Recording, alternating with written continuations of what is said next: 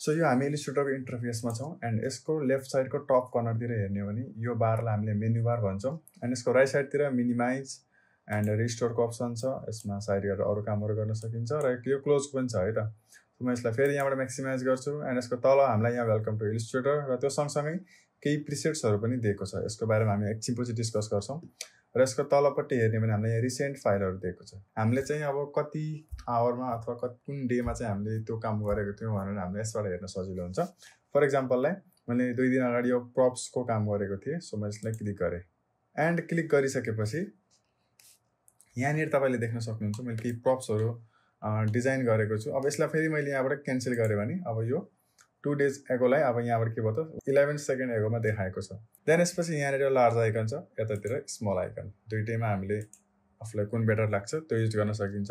र यहाँनिर more प्रिसेट्समा click गर्नुभयो भने यसरी न्यू डकुमेन्ट खुल्छ र यो तरिका हामीले यहाँबाट पनि गर्न सक्छौँ। ओपनमा जाने एन्ड जस्ट फाइल इम्पोर्ट गरिदिने, हाम्रो वर्क स्पेसमा आउँछ। फेरि यहाँबाट यसलाई क्यान्सल गरियो भने फेरि अगेन हामी होममा पुग्छौँ एन्ड यहाँ 4 सेकेन्ड एगो रिसेन्टमा देखाएको छ। यसको माथि हेर्ने भने यहाँ न्यू फाइल छ, न्यू फाइलमा क्लिक गरेपछि हामीलाई न्यू डकुमेन्ट आउँछ र यहाँनिर हामीलाई अलरेडी सेभ प्रिसेट्सहरू दिएको छ। र यसको माथिपट्टि हेर्ने भने यहाँनिर हामीलाई प्रिन्टको साइजेसहरू फर इक्जाम्पल हामीलाई A4 चाहियो कि लिगल चाहियो कि B5 चाहियो कि होइन, वेबसाइटको लागि पनि दिएको छ, त्यो सँगसँगै मोबाइलको लागि पनि दिएको छ एन्ड आर्ट एन्ड इलिस्ट्रेसन्स लगायत सबै साइजेसहरू यहाँ दिएको छ। बट इनकेस हामीलाई अब A4 चाहिएको छ, A4 जस्ट क्लिक गर्ने बित्तिकै हाम्रो यहाँनिर A4 मा सेट भइसक्यो है। यो पोइन्टमा देखाएको छ, त्यही भएर हामीलाई थोरै यहाँ कन्फ्युजन छ भने हामीले यहाँबाट सेन्टिमिटरमा पनि हेर्न सक्छौँ। अब एज्युम गरौँ कि हामीले कुनै एउटा नयाँ मेजर गरिएको छ भने एक्जाम्पललाई मैले यहाँ बुक कभर भनेर साइज दिएँ एन्ड सेन्टिमिटरमा मैले विथ दिन्छु 20 एन्ड हाइट दिन्छु म 15। ओके, 20/15 भन्ने बित्तिकै अब हाम्रो यो के हो त ल्यान्डस्केपमा छ है त। यो यसरी ल्यान्डस्केपमा छ, म पोर्ट्रेटमा गरेँ भने पोर्ट्रेटमा आउँछ, यानि कि 15/20 आउँछ, अटोमेटिक यो चेन्ज हुन्छ। सो मलाई ल्यान्डस्केपमा चाहिएको छ, सो म ल्यान्डस्केप नै लिन्छु। एन्ड आर्टबोर्ड के हो त, यसलाई म थोरै पछि भन्छु बट यसमा म 2टा लिएर देखाउँछु हजुरलाई फाइल क्रिएट गर्दाखेरि। देन यसपछि हामीलाई यहाँनिर ब्रिडको अप्सन्सहरू दिएको छ, यसको बारेमा पनि हामी थोरै पछि डिस्कस गर्छौँ अर्को भिडियोमा। एन्ड यसको तल हेर्ने भने हामीलाई यहाँ कलर मोड दिएको छ CMYK एन्ड RGB यानि कि रेड ग्रिन ब्लू जुन हाम्रो स्क्रिनको लागि युज हुन्छ भने CMYK सियान मेजेन्टा येल्लो एन्ड ब्ल्याक जुन हाम्रो प्रिन्टको लागि युज हुन्छ। सो मलाई यो प्रिन्ट गर्न छ, सो म CMYK लेख्छु एन्ड रास्टर इफेक्ट 300 नै राखौँ, हाई रेजुलेसन हो यो। एन्ड देन यसपछि क्रिएट गरिदिने र जुन अघि नै मैले 2टा आर्टबोर्ड लेखेको थिएँ त्यही 2टा आर्टबोर्ड यहाँ आएको छ। र यो हामी आयौँ यसको वर्क स्पेसमा, इलिस्ट्रेटरको वर्क स्पेसमा है त। सो यहीँ आएर हामीले सबै डिजाइनहरू यसैभित्र गर्छौँ। अब लेफ्टतिर हेर्ने भने हामीलाई यहाँनिर टुल बक्सहरू दिएको छ, माथिपट्टि हामीलाई मेन्यु बार र यो हाम्रो अप्सन बार अथवा प्रपर्टी बार है। र जुन टुल लिइन्छ त्यही अनुसारको प्रपर्टी हामीलाई माथि सो गरिराखेको हुन्छ। ठिक छ, हाम्रो यतापट्टि पनि प्रपर्टी प्यानल दिएको छ, दुइटै एउटै हो जुन युज गरे पनि हुन्छ। देन यसपछि हामीलाई यहाँनिर आर्टबोर्ड दिएको छ एन्ड मैले पहिला आर्टबोर्डलाई डिलिट गरिदिन्छु किनकि एउटा मात्रै चाहिएको छ अहिले। देन अब यो वर्क स्पेसमा आइसकेपछि यसमा हामीले के गर्न सक्छौँ त त्यो बुझौँ है त।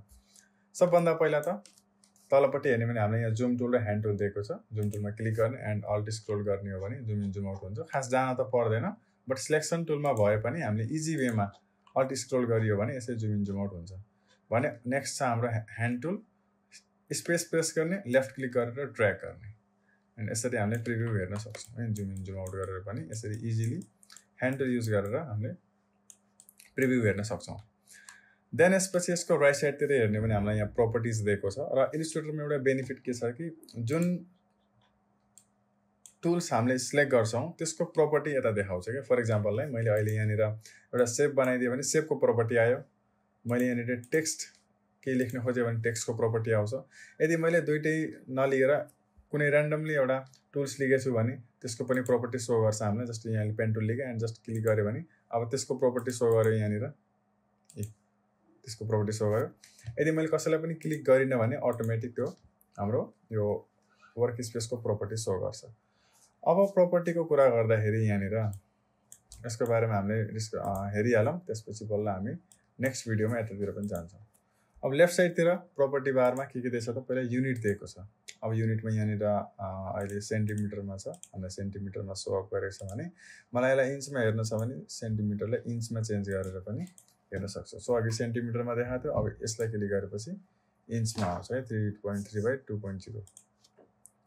देन यसपछि मलाई मिलिमिटरमा चेन्ज गर्न छ, मिलिमिटरमा पनि चेन्ज गरेर हेर्न सकिन्छ। आर्टबोर्डमा अहिले आर्टबोर्ड यहाँनिर 1 देखाएको छ किनकि अहिले एउटा मात्रै आर्टबोर्ड छ। यदि मैले यसमा आर्टबोर्ड मल्टिपल टाइम्स मैले डुप्लिकेट गरेँ भने अब हामीसँग 4वटा आर्टबोर्ड छ। यसमा क्लिक गरेँ फर्स्टमा आर्टबोर्ड 1, सेकेन्डमा क्लिक गरेँ आर्टबोर्ड 2, थर्डमा क्लिक गरेँ आर्टबोर्ड 3 एन्ड फोर्थमा क्लिक गर्दा आर्टबोर्ड 4 आयो है त। र तलपट्टि फेरि आर्टबोर्डमा क्लिक गरेपछि यसलाई फेरि अगेन एडिट गर्न मिल्छ, यानि कि हामी आर्टबोर्ड टुलमा पुग्छौँ एन्ड यहाँबाट यसको साइजलाई इन्क्रिज वा डिक्रिज गर्न सकिन्छ, आफ्नै इच्छा अनुसारले राख्न सकियो। र माथिपट्टि पनि हामीलाई यहाँनिर यसको एमाउन्ट दिएको छ। जस्तै फर इक्जाम्पललाई मैले यहाँनिर 10 सेन्टिमिटर गरेँ भने 10 सेन्टिमिटर भयो एन्ड तल यसको हाइटमा मैले 20 गरेँ भने 20 हो। सर हामीले यहाँबाट पनि चेन्ज गर्न सक्छौँ एन्ड आर्टबोर्ड टुलबाट पनि सिधै यसरी चेन्ज गर्न सक्छौँ है त। सो यसलाई म डिलिट गर्छु, डिलिट एन्ड ल यसलाई म डिलिट गरिदिन्छु। देन यसपछि यसको तलपट्टि हेर्ने भने एडिट आर्टबोर्ड हामीले भर्खरै गऱ्यौँ। तलपट्टि छ हामीलाई रुलर एन्ड ग्रिड। रुलरमा क्लिक गऱ्यो भने रुलर आउँछ, यसरी हाइड अनहाइड गर्न सकिन्छ, कन्ट्रोल आर सर्टकट की यसको। देन यसपछि नेक्स्ट छ ग्रिड। ग्रिडमा पनि हामीले अन अफ गरेर युज गर्न सकिन्छ। एन्ड ट्रान्सपेरेन्सी छ, यदि मैले कुनै सेप ड्र गरेँ एन्ड यसको मलाई ट्रान्सपेरेन्ट फर्म हेर्न छ भने यहाँबाट ट्रान्सपेरेन्ट पनि अन गरेर काम गर्न सकिन्छ है त। एन्ड यसलाई पनि अफ गरिदिउँ। देन यसपछि गाइड छ, मैले यहाँबाट यसरी ड्र्याग गरेँ भने हामीलाई यो गाइड आउँछ ट्याक्कै यसरी एन्ड यहाँबाट हाइड अनहाइड गर्न सकिन्छ। र यसको पनि सर्टकट की छ, कन्ट्रोलसँग इस्टु गरियो भने अन अफ गरेर हेर्न सकिन्छ। देन यसपछि यतापट्टि अब लक अनलक छ। अहिले यो दुइटैमा अहिले यो ग्रिडहरू हेर्ने हो भने अनलक छ है त। मैले यहाँबाट लक गरेँ भने अगेन यो लक नै हुन्छ। देन यसको यहाँनिर हेर्ने भने स्मार्ट अब्जेक्ट दिएको छ। फर इक्जाम्पललाई मैले यहाँनिरबाट यसरी ड्र्याग गरेँ भने अहिले तपाईँले यहाँनिर एन्ड तपाईँले यहाँनिर देख्न सक्नुहुन्छ यो हामीलाई पिङमा जुन सो गरेको छ यो हाम्रो सबैको एउटा स्मार्ट अब्जेक्ट हो। देन यसपछि तल स्न्याप दिएको छ, यसलाई अनै राख्नु होला। स्न्याप भयो भने जस्तै सेप लिएँ एन्ड यसबाट यसरी मैले ड्र्याग गरेर स्न्याप गरेँ भने आफै यसरी आएर जोडिन्छ है। एन्ड तलपट्टि हामीलाई यो 3वटा अप्सन्सहरू दिएको छ। यो बेसिकली के हो भन्दा जस्तै मैले यहाँनिर एउटा इलिप्स ड्र गरेँ एन्ड यसलाई मैले स्ट्रोकमा चेन्ज गरेँ। अब तिनटैलाई मैले पहिला अफ गरिदिउँ एन्ड डिफ्रेन्स हेर्नु के रहेछ, सिलेक्ट गरौँ, स्ट्रोकलाई थोरै बढाइदिउँ।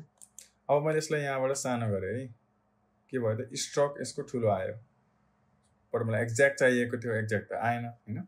सो यसको सट्टा हामीले के गर्न सक्छौँ, तिनटैलाई चेक लगाइदिने। यसले के गर्छ, स्केल कर्नरहरू स्ट्रोक्स एन्ड इफेक्ट्सहरूलाई सबैलाई एउटै रेसियोमा लैजान्छ। सिलेक्ट गर्ने एन्ड सिफ्ट अल प्रेस गरेर सानो गरेँ, अहिले मिल्यो है। सो यो केसमा हामीलाई यो काम लाग्छ, त्यही भएर तिनटैलाई चेक लगाइदिनु होला। सो आजको फर्स्ट भिडियोमा आई होप हजुरहरूले बुझ्नुभयो कि यसको वर्क स्पेस एन्ड थोरै प्रपर्टी प्यानल्सहरूको बारेमा बुझ्नुभयो।